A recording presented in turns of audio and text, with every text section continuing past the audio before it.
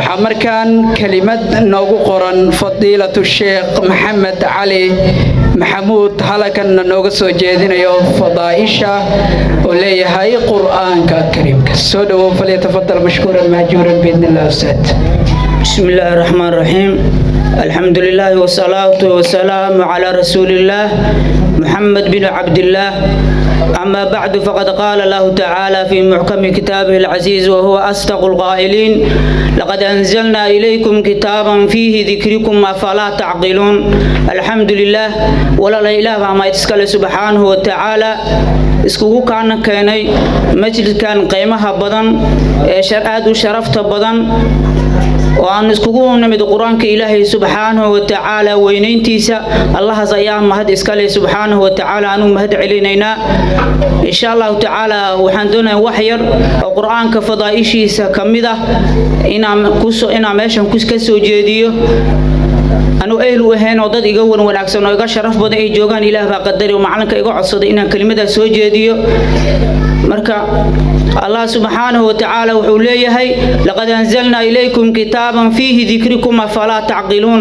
الله وحوليه وحيني سود الجنة مؤمنين تي كتاب يا إني سود الجنة فيه ذكركم أفلا تعقلون. كتاب كالحديث إلهي وحوليه وحاكو سوان أدينك شرفتين أيا كسوان هرمركين أيا كسوان خيركين أيا كسوان وحول بقى قفك إنسانك أو هرمره أو دونايو سيد إلهي سبحانه وتعالى قرآن كالحديث ayaa laga helaa haduu qofku uu rabo waxyaabaha uu u baahan yahay haduu qofku rabo iqtisaad maaliya hadii uu rabo wuxuu ka helaa quraanka ayuu ka helaa caafimaad haduu rabo quraanka ayuu ka helaa qabriga inuu ku badbaado haduu rabo quraanka ayuu sharaftaas ka helaa haduu qofku meel kale ka doono ma uu ka helaayo marka leeyahay maalka qofka hadii uu maarto inuu ganacsado uu rabo hantidaasu waxba u tarmeeyay hadii diinta Ilaahay xariir ay sallallahu qofku caafimaad uu raba caafimaadkaas ayada ah wuxuu ka heli karaa quraanka Ilaahay sidaas awgeed Ilaahay wuxuu leeyahay laqad anzalna ilaykum kitaban fihi dhikrukum afala taqilun. kitaab waxa inii soo dejiyay asaga dhexdiisa sharaftiina aakhiriya adduunba ay ku sugan tahay ee miyadna ahayn kuwa wax garanayo Ilaahay subhanahu wa ta'ala marka quraanka asaga ah bil aadka iska daydid wax shay walba oo quraanka kariimka xariir la yeesha وكل يبانا إلهي القرآن سبحانه وتعالى وحنا نقول شيء وحياها أنا وأنا قانون أن ليذنه وحكم ده أيها كم ده لكن إلهي القرآن وحنا نقول شيء سبحانه وتعالى nimankii dhalinyarada ahaa asxaab al-kahfi markay cariiri diintooda ila carareen u yimid oo raacay waardiyeynayay Ilaahay quraanku ku sheegay culimadu waxay dhahaan waxyaabaha maala yacliqa oo maaragtay jannada galaha ayu xayawaanaadka ayuu kamid yahay marka eeygaas wuxuu ku sharafoobay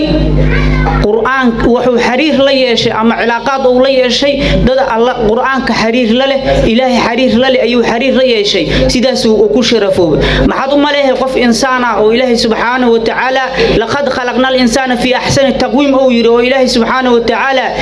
wax lamiduhu uu san jirin soo Ilaahay makhluuqa uu qurxiyay bil aadanka hadii kitaabka Ilaahay qaataan oo quraanka Ilaahay qaataan intay sharaf gaarayaan wax meesha soo gali kara mal sidoo kale Ilaahay subhanahu wa ta'ala wuxuu noo sheegay nabiyullaahi saalix hashi mucjizadaha loo soo saaray diinta Ilaahay cilaaqad la ahayd waxay ahayd sida quraanku mucjizo u yahay ayadana quraanka nabiyullaahi saalix lagu soo dejiyay ayay xoojinaydo gaaladii markay ku xujeeyeen Ilaahay subhanahu wa ta'ala ayadana xayawaanka jannada gala ayay kamid tahay marka sidaas awgeed waxa leeyahay quraanka shay walba oo xariir la yeesha asna waa ku liibaana waxa tusaale ahaan u fahmi kartaa hadda quraanka waraaq ayuu ku qoran yahay waraaqda quraanka oo ku qoran yahay iyo waraaq buug laga soo jiray hadii la isoo barbar dhigo qofku markuu arko quraanka u jeedo midda quraanka waa qaada wana dhunkana soo maaha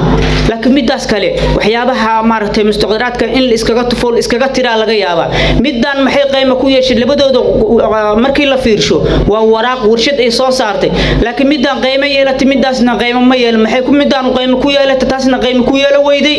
waa quraanka kariimka middan xariir la yeelatay midaasna quraanka xariir la maro shay walba marka oo quraanka xariir la yeesha oo ku liibaana sidaas awgeed saxaabada iyo dadkii wanaagsanaayo dhan Abu Bakr iyo Umar iyo Uthman iyo markii laga sheekeynayo quraanka iyo diinta xariir lahayn maxaa la leeyahay radiyallahu anhu Allah ka raadi noqdo laakiin Abu Jahl iyo Fircawn iyo Qaaruun iyo Hamaan iyo markii la soo qaado maxaa la leeyahay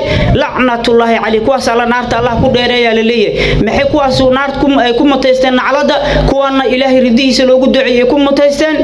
waa wax ku qaymoomeen ay sharaf ku yeesheen waa diinta dadkan kuwaasna waxay ku qayban dhaceen naftooda ayaa diin laga waaya kaamil ah marka حديث النبي عليه الصلاة والسلام حدوننا هنا كسر قادنا حديث بخاري كسر نصاري عثمان بن عفان الجوري وحوليه النبي عليه الصلاة والسلام خيركم من تعلم القرآن وعلمه ورمتك إنكو خير كبد النبي وحوليه ومتك قرآن كريم كأسق برتي أو صفة عن وحفدية حدنا ضدك سيبر النبي عليه الصلاة والسلام كخيرية قفك هدي أوربه وإنه قرآن كبرتا ضدك نسيبرا قفك قيمة بدن قفك شرف بدن قفك وناك بدن مجرى suubanaha saadiq al-masduuq ayaa noo sheegay sallallahu alayhi wasallam marka sidaas waan waxa laga yaabaa qofka quraanka bartay oo maaragtay quraankii haysta oo dadka sii baraya inuu u hanqal taago ama oo fiiriyo dad ayaga ka sareeyo oo maaragtay ilaahay hanti siiyay oo maaragtay maraakiib iska loo baabuur iska loo dabqiyaal iska anta arko oo yiraahdo urudu waxaad haysatid male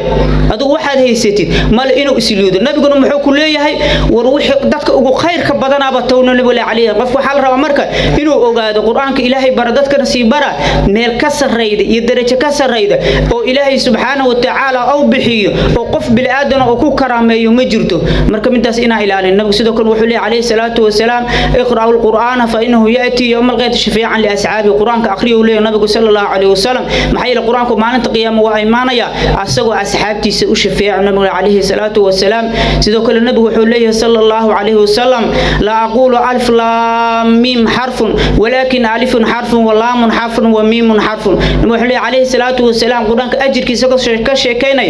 أنا قلت ما ينو ألف لام ميم إنتاس وصدق حرف ككوبا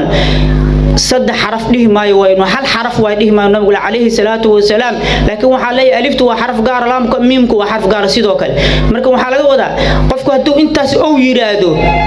حديث بلاك سوح عليه الصلاة والسلام أو يري من جاء بالحسنة فله 10 أمثالها أنت سمرك وران كتك بالله وحديثك عليه الصلاة والسلام هل حسنة قفك لي ماذا ثمن حسنة لو قرأ مركز النبي لا أقول ألف لام ميم حرف ولكن ألف حرف ولام حرف وميم حرف مثل والباء حرف مركز حرف والباء ألف لام ميم قفك مركو أو يري أنت أو أخريه حرفك همزة وحلقة سينا 8 حسنة لقى سينا لامك و8 حسن ميمك و8 حسن سد حداث حرف قفك هدو كل واقع محوها لي صد حسنة أيوه يسا مركا وحنا قال دوني يا قرآنك إن عن يرت آخرين يدي وإلهي أو بري قرآنك أجر كاسوليه يعني لقى تجين فاتحد هدا أقدر لما أنت ميقا حرف واي أنت أجر إلهي الضوء كاغا قرو قف بالآدن ما بحسابك إلهي حسابك معي هالك حرف أتمنى حسن وأنت أغير قف من يدي سيئوتها دادا وحلو قرن يدي وناكسنتها إلى 7 أضعاف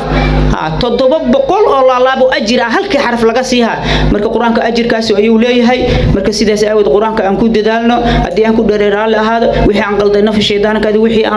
أن تسينا إلهي أكون ماسن أنا وماشان أهل وما أن هدد يوناك سنة جوغا والسلام عليكم ورحمة الله وبركاته. وعليكم السلام ورحمة الله وبركاته. كاسنا وحا فضيلته معلم محمد علي محمود